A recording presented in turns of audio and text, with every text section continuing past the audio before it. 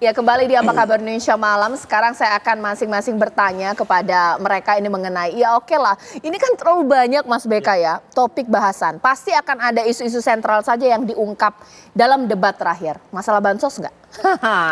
Ya, tentu begini, soal bansos itu kan hanya bagian begitu, bagian kecil dari kita bicara soal kesejahteraan sosial. Apalagi memang topik bansos ini sekarang sedang viral begitu. Karena yang pertama soal anggarannya jauh melebihi anggaran COVID gitu ya. Itu ketika pandemi, yang kedua juga soal tata kelola coba ditarik ke depan terlebih dahulu gitu ya. Tidak tiap bulan tapi ini dibayar di muka begitu. Yang ketiga ya presiden ini sampai turun tangan langsung begitu, dan banyak yang bicara juga bahwa ini kayak menjalankan tugasnya Pak Camat, ada yang di dalamnya tugas lurah, itu cukup mereka lah, bukan presiden itu. Tapi itu hanya jadi satu bagian saja. Tentu saja ada topik-topik lain yang itu sebenarnya bukan secara paradigma tidak terpisah begitu ya. Misalnya begini, soal kesejahteraan sosial. Bagaimana kemudian misalnya soal jaminan sosial bisa menentukan gitu ya, atau kemudian mempengaruhi juga soal pendidikan, kebijakan pendidikan, kebijakan kesehatan, kebijakan soal tenaga kerja. Itu hanya dari satu soal saja. Belum lagi kalau kita mau narik lagi soal ke budaya. Budaya kita, literasi kita gitu ya, masih rendah misalnya. Dan ini kan juga terkait dengan strategi atau kebijakan di bidang pendidikan. Belum kalau kita ngomong soal budaya di sektor kesehatan, tidak hanya soal kebijakannya saja. Itu yang kemudian saya kira penting untuk didebatkan besok gitu ya.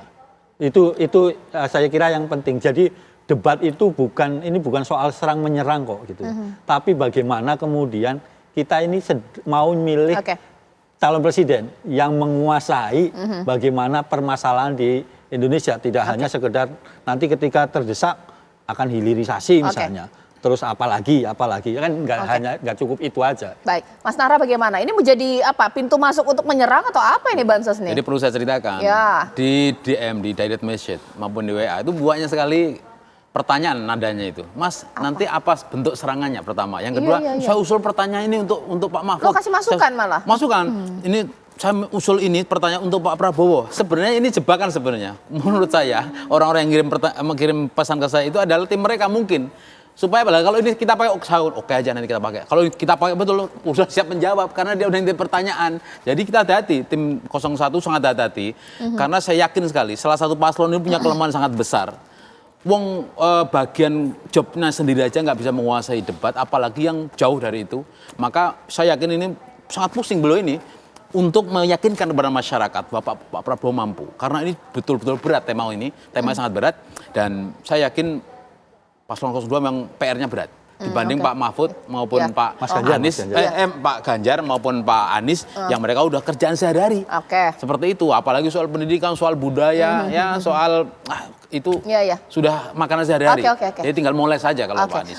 Mas Nara, saya tanya masalah bansos nggak jawab. Berarti ini nanti akan jadi bahan bahasan ini ya, feeling saya. Siap nggak? Siap nggak dari 02? Iya, saya rasa barusan apa yang baru disampaikan oleh perwakilan dari 01 dan 03 merupakan refleksi dan menjadi pengingat kepada kita semua apa yang selalu Pak Prabowo sampaikan.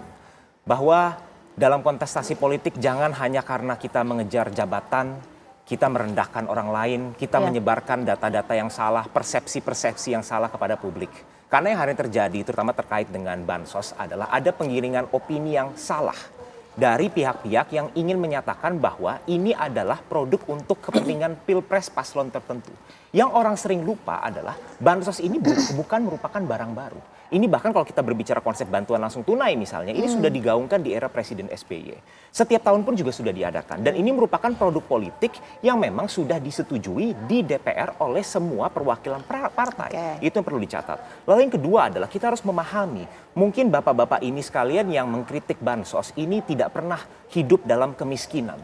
Tidak pernah hidup nggak pernah dapat bansos lah ya. Sehingga poin yang menjadi paling penting adalah rakyat ini sebenarnya sangat menantikan bansos. Karena apa? tahun lalu kita mengalami El Nino yang bahkan bertahan sampai bulan Desember. Kekeringan panjang ini membuat volatilitas daripada harga pangan kita bergejolak. Walaupun inflasi kita secara nasional masih di angka di bawah 3%. Tapi untuk pangan, gejolak itu luar biasa. Sehingga ini bansos memang untuk meredakan secara spesifik pergerakan harga pangan supaya kita bisa menjaga daya beli dari masyarakat. Mas Nahra nggak pernah dapat bansos, jadi boleh kritik bansos gimana itu? Bukan soal pernah menerima atau tidak, miskin atau kaya. Iya. Ini jangan salah loh, paslon 3, paslon 1 itu akan meneruskan program bansos loh. Akan diteruskan. Tapi tambah plus, malah tambah plus. Tapi baik plus jumlahnya, plus kualitasnya maupun sebarannya. Supaya kita tidak salah sasaran. Jadi kita nerusin, jangan salah kalau ini maksudnya bansos yang kemarin salah sasaran? Ya masih banyak salah sasaran, orang sudah meninggal namanya masih tercantum penerima. Begini, Mbak. Tapi gini dulu, sebentar. Ini kita luruskan dulu soal ini. Sebenarnya bukan soal konsep bansosnya, tetapi secara teknis itu kan banyak yang tidak etis atau mosok. Itu salah satu ketua umum partai koalisi 02 mengatakan ini milik siapa? Jokowi. Terima kasih Pak Jokowi ya, pilih Prabowo sama Gibran supaya ini teruskan, kalau tidak memilih nanti akan berhenti. Ini kan coba kalau bansosnya orang sudah paham semuanya bahwa ini uang rakyat, kembalikan rakyat butuh bansos, boleh itu betul itu. Tapi secara teknis, cara membaginya ini yang tendensius. Mas Beka. Ya, saya kira begini, kritik kebijakan publik seperti bansos itu bukan berarti kemudian menghilangkan, tapi memperbaiki. Memperbaiki apa saja? Soal sasarannya. Siapa saja misalnya keluarga miskin ya atau keluarga mereka yang terdampak itu yang memang memerlukan. Harus tepat sasaran. Itu kenapa kemudian Mas Ganjar, Pak Mahfud bilang sebagai KTP Sakti untuk mempermudah itu. Yang kedua tata kelola gitu ya. Tata kelola ini penting gitu ya. Kenapa? Ini uang rakyat. Uang pajak dari siapapun, mau milih 01, 02, 03 harus dipertanggungjawabkan dengan baik. Tidak ada yang kemudian dipergunakan untuk kepentingan golongan tertentu saja atau diaku oleh golongan tertentu saja. Itu yang kedua. Yang ketiga itu terkait dengan kritik-kritik tadi, saya kira penting juga untuk meletakkan pada konteksnya. Misalnya tadi jumlah anggarannya itu jauh lebih besar dari COVID. Gitu ya. Itu juga menjadi pertanyaan. Padahal kalau tadi El Nino atau apapun itu bisa. Kita mengakui bahwa bansos itu juga ada dari zaman SBY, tapi kita tidak sedang mencoba menghilangkan itu. Tapi justru bagaimana memperbaiki bansos itu menjadi lebih tepat. Saya kira itu. Tema bansos masuk dalam materi pembahasan debat besok, bisa dikatakan ini adalah rakyat banget pemirsa. Rakyat kebanyakan sekali, banyak yang membutuhkan. Bisa jadikah Kang Ujang bahwa ini akan menjadi bumerang buat mereka jikalau mereka salah menjawabnya, bahkan juga keunggulan kalau tawaran mereka begitu tepat sesaat lagi.